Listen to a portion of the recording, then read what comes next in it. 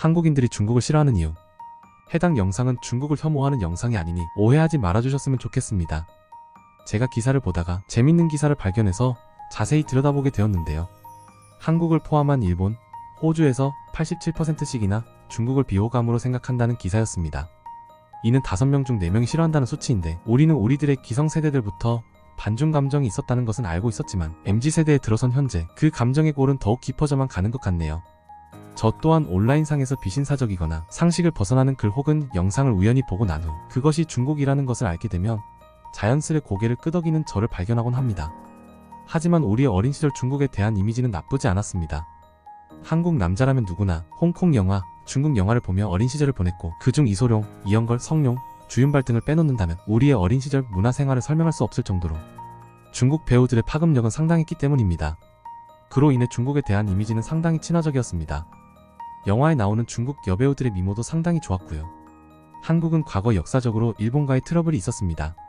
하지만 현대 사회에서는 이런 한국인들이 오히려 일본보다 중국을 더 싫어하는 경향이 있는데요.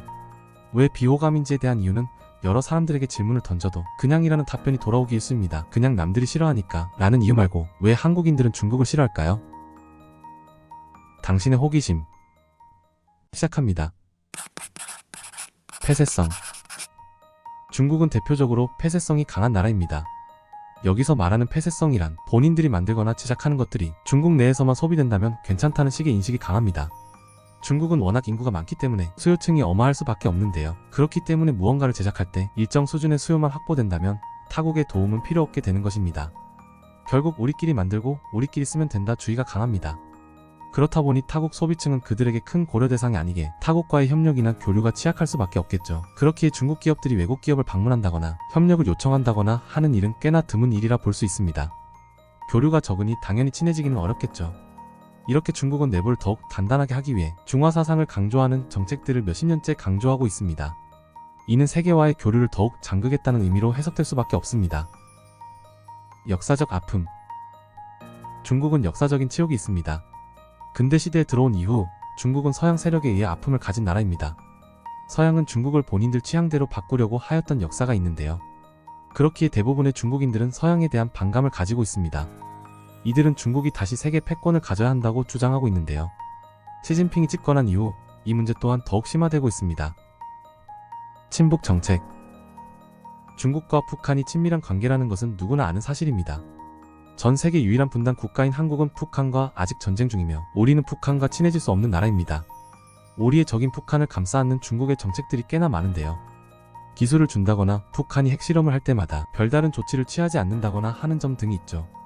이러한 조치들은 한국뿐 아니라 전 세계에서도 눈살을 찌푸리게 하는 행위라 볼 수 있습니다. 중국의 경제 보복. 중국의 경제 보복은 대표적으로 사드 배치로 인해 야기된 문제가 있었습니다. 사드란 고도미사일 방어 체계를 말하는데요. 대표적으로 북한이 핵실험을 하면 이를 방어하기 위해 방어진을 친다고 생각하시면 될 것 같습니다.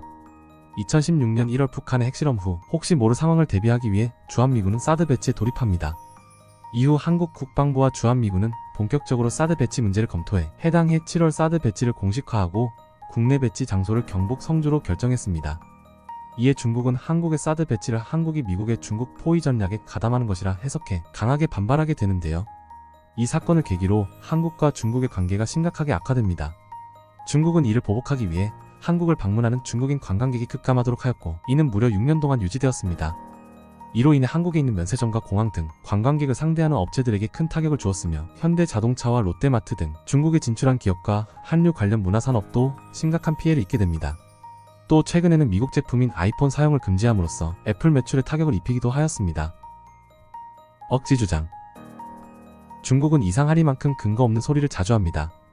한국의 문화유산인 아리랑을 본인들이 유네스코에 등록하려고 한 일화는 꽤나 유명한데요. 유네스코는 전 세계의 교육이나 과학, 문화 보급과 교류를 위해 설립된 유엔의 전문 기구입니다. 유네스코에 등록을 하게 되면 이건 우리 거예요 라는 의미를 갖게 되는데요. 마치 저작권과 같은 것이죠. 그 외에도 한푸라는 단어를 만들어 한복은 본래 본인들 거라는 소리, 부채춤은 중국의 전통 무용이라는 황당한 주장을 하기도 합니다. 또한 한글 김치 등과 같은 것들도 본인들 소유라는 궤변을 늘어놓기까지 하였죠. 황사. 미세먼지는 점점 심해지고 있고 우리들에게 꽤나 큰 재앙으로 다가오고 있습니다. 중국은 경제 발전으로 인해 동부에 위치한 무수히 많은 산업단지들을 가동함으로써 중국에서 발발한 미세먼지들이 바람을 타고 옆 나라인 한국으로 밀려 들어오게 됩니다. 우리는 따스한 봄날만 되면 미세먼지와 싸워야 하는 나라가 되어버린 것이죠. 하지만 중국은 이를 알면서도 대안은커녕 모르쇠로 일관하고 있습니다. 되려 동부의 쓰레기 소각장을 만들면서 많은 한국인들을 분노하게 하였는데요. 이쯤 되면 대놓고 매기는 수준이 아닌가 싶기도 하네요. 코로나 사태. 전 세계는 최근 약 3년간 팬데믹의 몸살을 앓았습니다. 이는 중국 우한이라는 지역에서 시작된 코로나 바이러스 때문인데요. 전 세계의 경제는 악화되었고 전 세계 주식시장은 바닥도 모자라 지하 20층까지 찍는 사태를 야기시켰습니다. 관광 주요 국가들은 관광객의 발길이 끊김으로써 치명타를 입게 됩니다. 이는 경제의 타격뿐 아니라 셧다운제와 같은 영업시간 제한으로 지역 경제에도 큰 영향을 주었죠. 앞서 언급드린 외교 문제는 실제 우리들 피부로 와닿기는 힘듭니다. 하지만 코로나 사태는 몸소 우리가 피부로 와닿을 수 있는 직접적인 피해를 받은 사례인 것이죠. 해당 시기에 자영업자들의 몸살은 하늘 높게 치솟게 되었는데요. 코로나 사태는 안 그래도 좋지 않았던 중국의 이미지에 치명타를 입히는 사태였다고 생각합니다. 그 외에도 비신사적인 행위, 매스컴이나 유튜브 등에서 중국인들이 외국인을 향한 비신사적인 행위들은 심심치 않게 목격할 수 있습니다. 물론 이러한 점들이 특히 중국인에게만 부각되는 이유는 인구가 많기 때문이라 생각이 들기도 하지만 전 세계 왕따인 중국의 비매너 행동들을 전 세계에서 적극적으로 공유하기 때문이기도 한 것 같습니다. 15억 명의 초대형 인구를 자랑하는 중국. 전 세계 인구가 약 60억 명쯤 되니 전 세계에서 4명 중 1명은 중국인이라 볼 수 있습니다. 세계 어디를 가든 중국인들이 많은 비중을 차지하는데요. 우리들의 어린 시절 떠올렸던 중국 스타들의 이미지만큼 중국의 이미지도 앞으로 한결 나아지길 기원해봅니다. 당신의 호기심이었습니다.